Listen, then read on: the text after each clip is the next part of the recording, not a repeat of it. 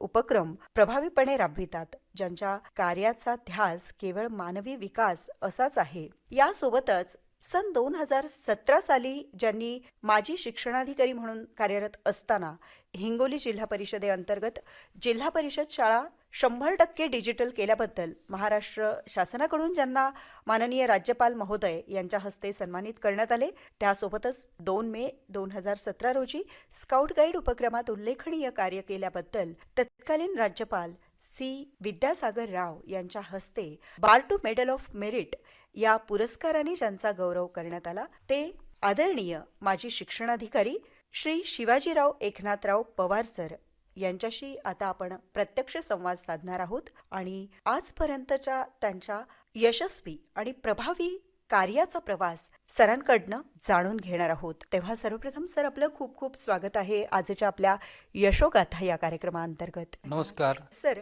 आजच्या या दिवसाचं एक वेगळंच महत्त्व आहे असं म्हणायला काही हरकत नाही, कारण आज आपण आपल्या यशस्वी शैक्षणिक कार्याविषयी चर्चा करत आहोत आणि ती चर्चा तर आपली होणारच आहे. पण आजचा दिनविशेष असा आहे की आज आपला जन्मदिवस आहे.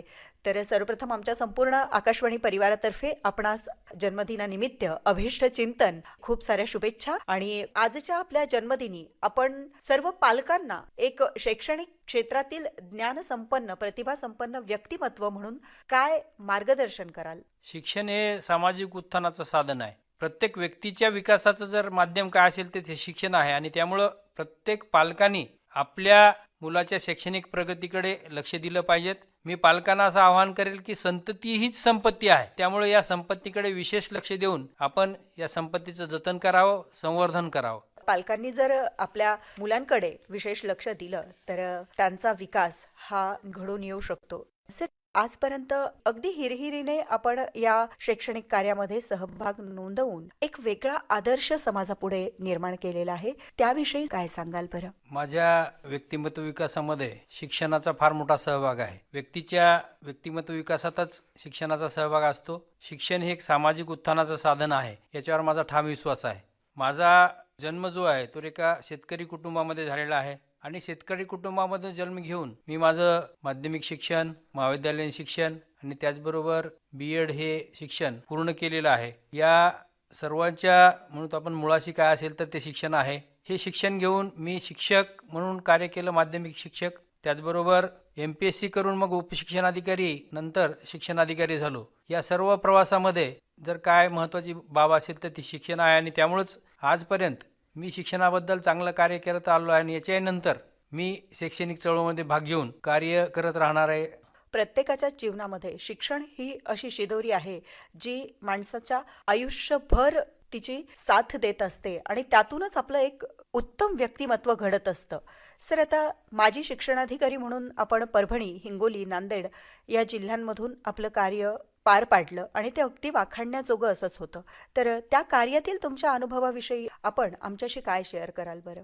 माझी शिक्षणाधिकारी म्हणून सेवा हिंगोली आणि नांदेडमध्ये झालेली आहे. त्याचबरोबर उपशिक्षणाधिकारी म्हणून सेवा परभणी जिल्हा परिषद, वाशिम जिल्हा परिषद आणि हिंगोली जिल्हा परिषदमध्ये झालेली आहे. या कार्यकाळामध्ये विद्यार्थ्यांसाठी चांगलं कार्य करण्याची संधी मला या माध्यमातून मिळाली. आदरणीय APJ अब्दुल कलाम यांनी सांगितलेलं आहे की शिक्षणामध्ये त्रिकोण असतो आणि तो म्हणजे विद्यार्थी, शिक्षक आणि पालक. या भूमिकेतून मी माझं जीवन कार्य केलेलं आहे आणि या विद्यार्थ्याच्या शैक्षणिक विकासासाठी की शिक्षकच हे काम करू शकतात, त्याचबरोबर पालक त्याला मदत करू शकतात. तर या माध्यमातून त्यांचा शैक्षणिक विकास व्हावा यासाठी मी कार्य केलेलं आहे. विद्यार्थ्याचा शैक्षणिक आणि त्याचबरोबर सर्वांगीण विकास व्हावा हे शिक्षणाचं मूलभूत ध्येय आहे. सर्वांगीण विकासामध्ये त्याचा शारीरिक विकास, मानसिक विकास, बौद्धिक विकास, सामाजिक विकास हे करणं अत्यंत महत्त्वाचं आहे आणि हे सर्व करत असताना वेगवेगळे उपक्रम आपण पूर्ण करत असतो. विशेषतः शालेय शिक्षणामध्ये जे काही अभ्यासक्रम आहे तर त्या अभ्यासक्रमावर आधारित पुस्तकाची निर्मिती केलेली असते आणि त्याचबरोबर सहशालेय उपक्रम त्याच्यामध्ये असतात आणि त्या सहशालेय उपक्रमाच्या माध्यमातून त्याचा सर्वांगीण विकास, उदाहरणार्थ शारीरिक विकास, आपल्याला मानसिक विकास आणि त्याच्यानंतर बौद्धिक विकास हा साध्य करायचा असतो. त्याच्यासाठी ही त्रिसूत्री आहे, ती म्हणजे मुख्य जर कोणता घटक असेल तर तो विद्यार्थी आहे आणि विद्यार्थ्याच्या सभोवताली निर्माण होणारं जे शालेय वातावरण आहे त्याच्यामध्ये शिक्षक ही महत्त्वाची भूमिका करतात आणि त्याही पूर्वी जर भूमिका कोणाची येत असेल तर ती येते पालकांची. पालकांमध्ये माता ही आद्यगुरू असते आणि त्याचबरोबर ते पिता हे सुद्धा त्याचे गुरु होतात आणि त्याच्यानंतर मग तो शाळेमध्ये आल्यानंतर शिक्षक हे त्याचे गुरु होतात आणि ते त्याच्या विकासासाठी कार्यरत असतात. आणि त्यामुळं या 3 घटकांना मुख्य मानून मी माझं काम केलेलं आहे. वेगवेगळ्या ठिकाणी काम करत असताना जे वेगवेगळे अनुभव आले त्याच्यामध्ये शिक्षकांना प्रेरित करणं हे अत्यंत महत्त्वाचं असतं. आणि त्यामुळं शिक्षकांसाठी त्याचं व्यक्तिमत्व विकास होण्यासाठी वेगवेगळे उपक्रम त्याच्यामध्ये आम्ही घेतले. त्याच्यामध्ये विशेषतः शिक्षकाच्या व्यक्तिमत्व विकास कार्यशाळा घेतल्या. या कार्यशाळेमध्ये शिक्षकांनी त्याचं जे वाचन वाढवावं त्याच्यासाठी आम्ही त्यांच्या प्रत्येक शिक्षकाच्या घरी 100 ग्रंथाचं ग्रंथालय असावं असा एक अलिखित असा नियम केला होता. आणि त्यामधून मग काय झालं की शिक्षकांनी आपल्या स्वतःच्या घरी ग्रंथालय स्थापन केलं. त्यांनी स्वतः पुस्तकं खरेदी केली आणि त्याच्यानंतर त्यांचं वाचन वाढलं. वाचनाबरोबर त्या शिक्षकाचं मनन आणि चिंतन वाढलं आणि या मनन आणि चिंतनामधून त्यांची निश्चितपणे व्यक्तिमत्व विकसित झाली आणि ती व्यक्तिमत्व विकसित झालेली त्या विद्यार्थ्याच्या व्यक्तिमत्व विकासासाठी कार्यरत झालेली आपल्याला दिसून येतात.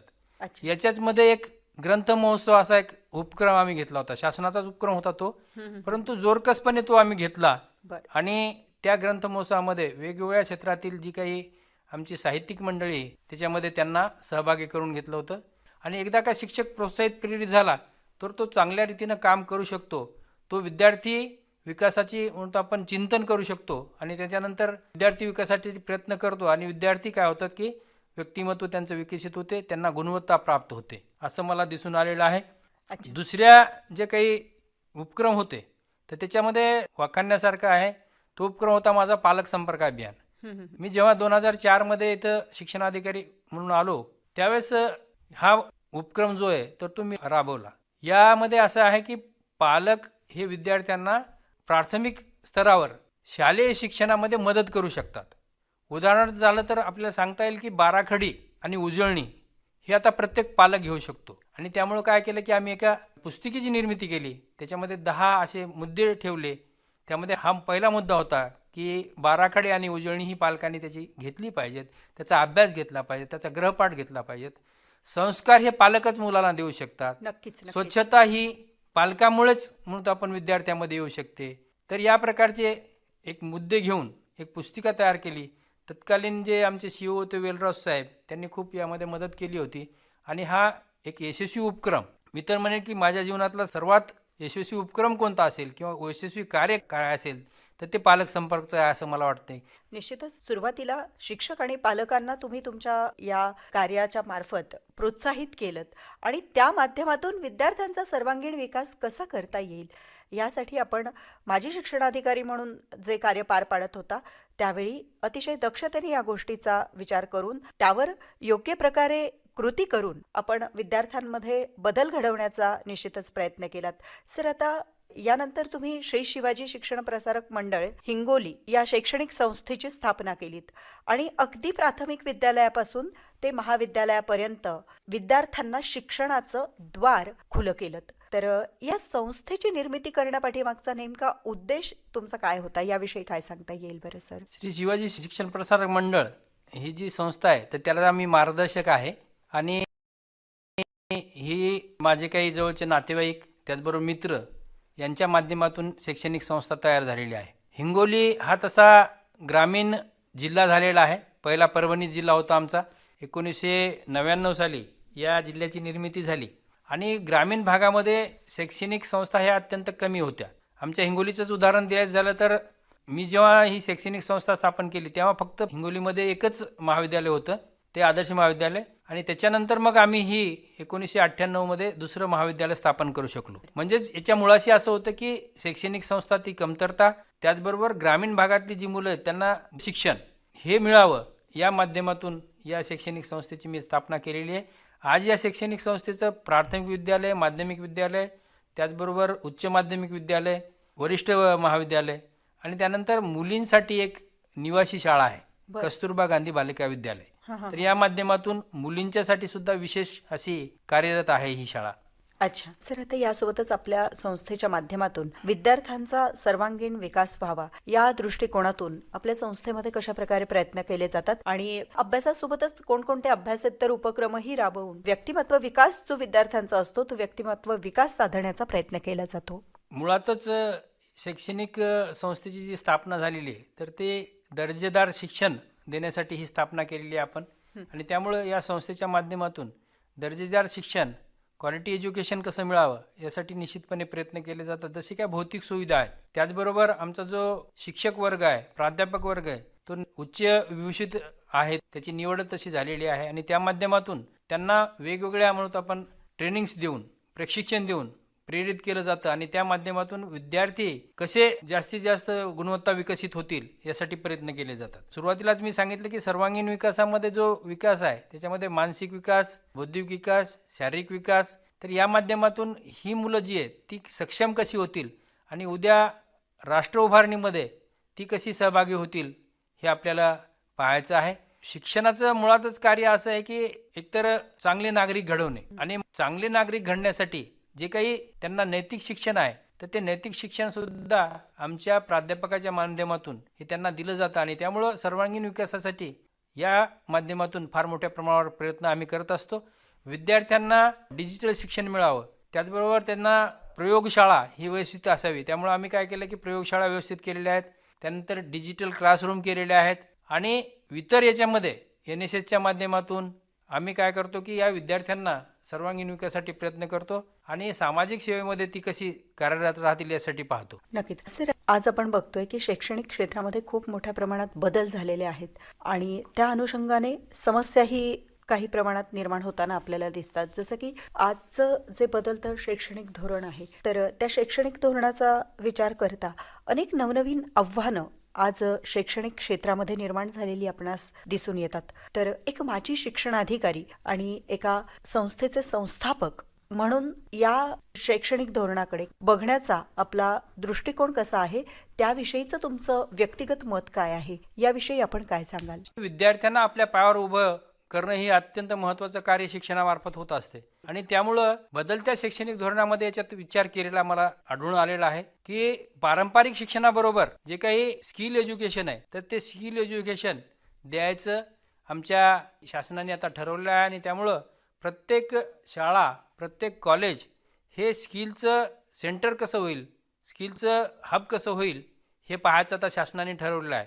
नवीन शैक्षणिक जे धोरण आहे त्याच्यामध्ये या धोरणावर खूप मोठा भर देण्यात आलेला आहे आणि भावी काळामध्ये याचा परिणाम आपल्याला दिसून येईल. आपण पाहतो की जगामध्ये जी काही राष्ट्र आहे त्याची जी प्रगती झालेली आहे त्या बुडाशी शिक्षण हा भाग आहेच, परंतु त्याचबरोबर स्किल एज्युकेशनचा सुद्धा भाग आहे. आणि त्यामुळं हे स्किल एज्युकेशन देण्याचं नवीन धोरणामध्ये ठरवलं आहे. आणि त्यामुळं जे आव्हान आहे म्हणजे बेरोजगारीचं जे आव्हान आहे तरुणांच्यावर, तर त्याच्यावर निश्चितपणे आपल्याला मात करता येईल असं मला वाटतं. निश्चितच आज तरुणांचा देश म्हणून जी ओळख आपल्या भारत देशाला प्राप्त झालेली आहे तर त्या तरुणांच्या विकासाकडे जर जास्तीत जास्त लक्ष दिलं आणि त्यांच्या ज्या समस्या आहेत त्या समस्या सोडविण्याचा प्रयत्न केला, त्यामध्ये बेरोजगारीची एक मोठी समस्या आहे ज्यातून युवकांचा विकास कुठेतरी कमी होतोय की काय असं त्यांना वाटत असतं. ती जर समस्या सुटली तर अनेक समस्या आपोआप उकलत जातील आणि निश्चितच आपला भारत देश आर्थिक महासत्तेकडे वळण घेईल आणि आर्थिक महासत्ता बनण्यामध्ये या युवकांचा मोठा हातभार असेल. त्या दृष्टिकोनातून मग आपली जी बदलती एज्युकेशन पॉलिसी आहे ती निश्चितच उपयुक्त ठरेल.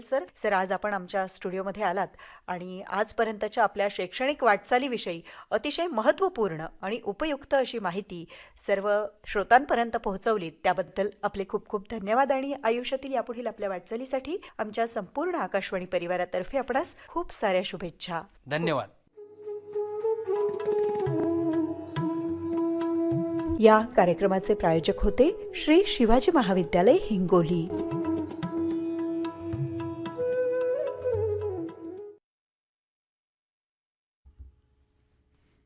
ग्राहक केंद्रित प्रायोजित कार्यक्रम आपण ऐकलात यशोगाथा. या कार्यक्रमाअंतर्गत माजी शिक्षणाधिकारी आणि श्री शिवाजी शिक्षण प्रसारक मंडळ हिंगोलीचे संस्थापक आदरणीय श्री शिवाजीराव एकनाथ पवार यांची सुमेधा कुलकर्णी यांनी घेतलेली विशेष मुलाखत आत्ताच आपण ऐकलीत. ग्राहक केंद्रित यशोगाथा हा प्रायोजित कार्यक्रम आपण ऐकलात. आकाशवाणी परभणी केंद्रावरून.